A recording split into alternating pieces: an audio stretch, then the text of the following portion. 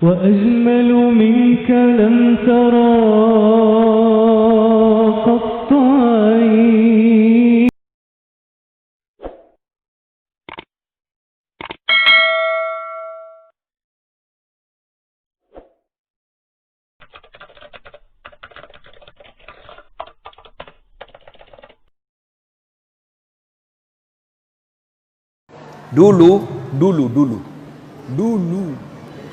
Dulu.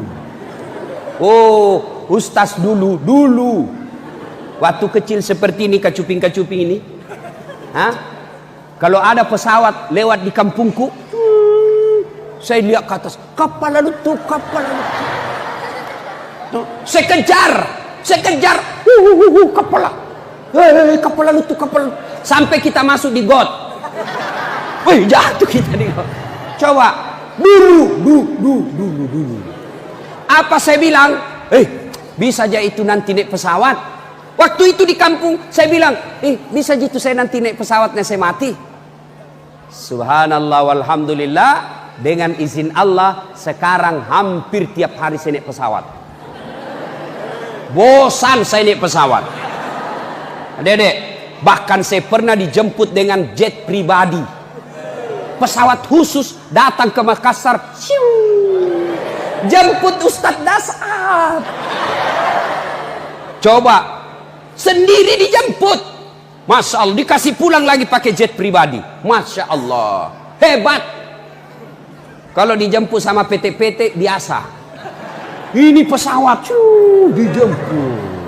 Hebatnya lagi, sekarang orang semua pusing, bingung, mau ke Jawa, mahal tiket. Kenapa? Harga tiket naik. Tapi saya tidak pernah bingung, mau naik tiket tidak ada urusan. Kenapa? Saya dibelikan tiket. Coba. Hebatnya lagi, saya naik pesawat kiri kanan, kemana-mana, sampai ke luar negeri, dibayarkan tiketnya.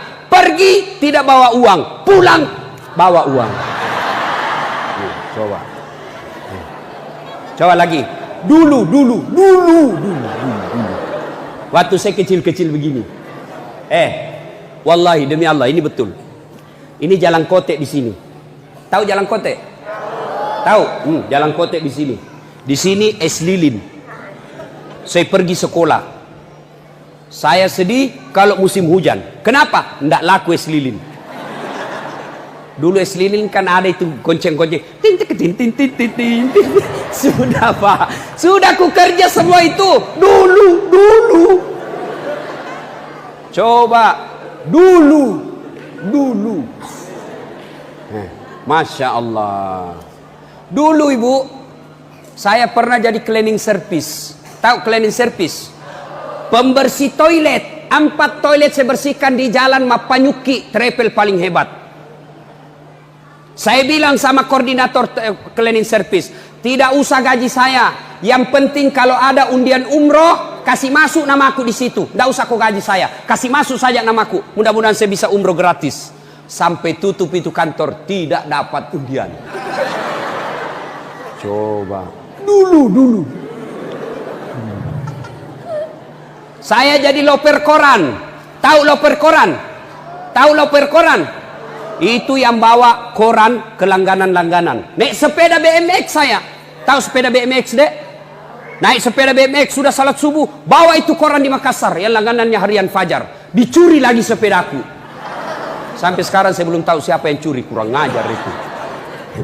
Dulu. Masya Allah. Dulu. Itu sudut Jalan Harimau sampai sekarang masih ada. Sudut perbatasannya Monginsidi, itu ada penjual coto di situ.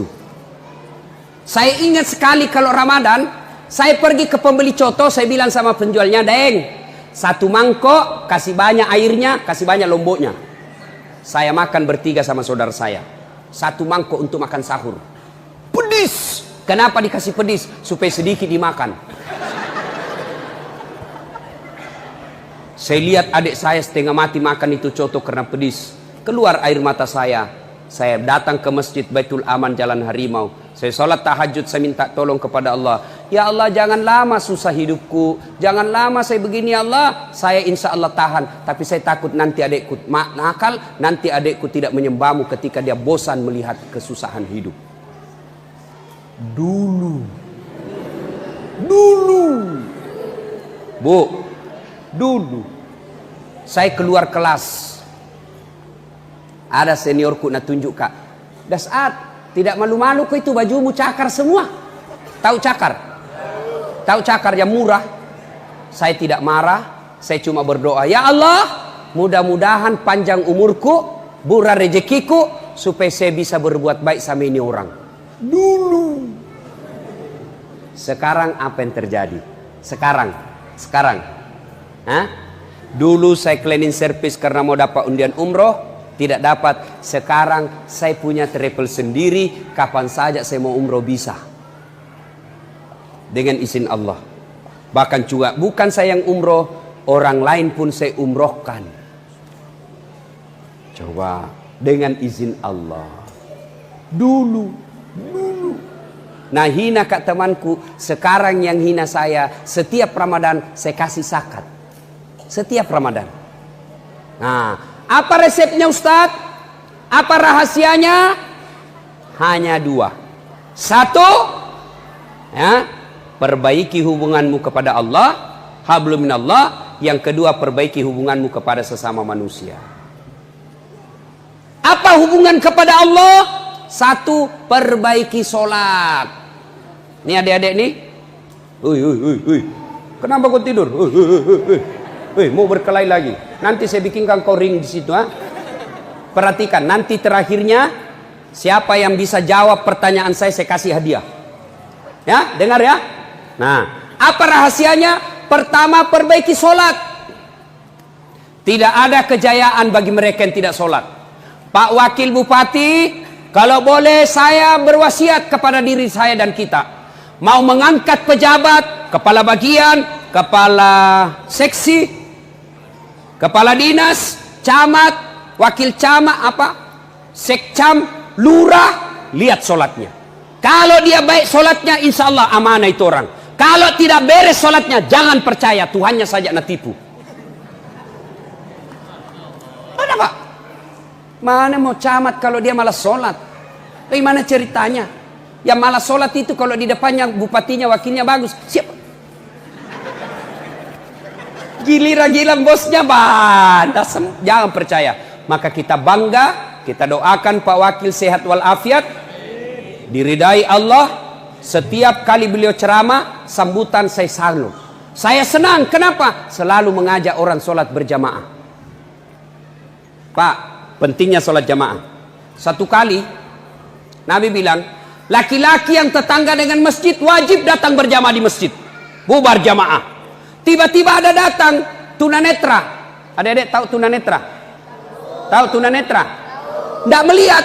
Datang ini tunanetra berkata kepada Nabi, ya Rasulullah, bagaimana saya? Saya tidak melihat. Nabi berkata, oh kau lain, pulang. Belum jauh, tiba-tiba Nabi sadar. Astagfirullah. Panggil, ya fulan tang, sini dulu. Yang tunanetra dipanggil lagi, sini dulu. Kenapa ya Rasul? Kau dengar azan di masjid? Saya dengar ya Rasul. Kalau kau dengar azan di masjid, kau wajib datang berjamaah di masjid. Tunanetra. Maka istilahnya Pak Bupati, Pak Wakil sekarang, istilahnya Pak Wakil, di timur ini banyak yang buta dan tuli. Banyak masyarakat timur buta dan tuli. Saya tanya, kenapa bisa? Bagaimana tidak buta Ustaz? Besar masjid, tinggi, gedungnya paling besar, tidak ada yang lihat, tidak ada yang datang berjamaah. Buta itu. Apanya yang buta? Hatinya yang buta. Yang kedua, apa kata beliau?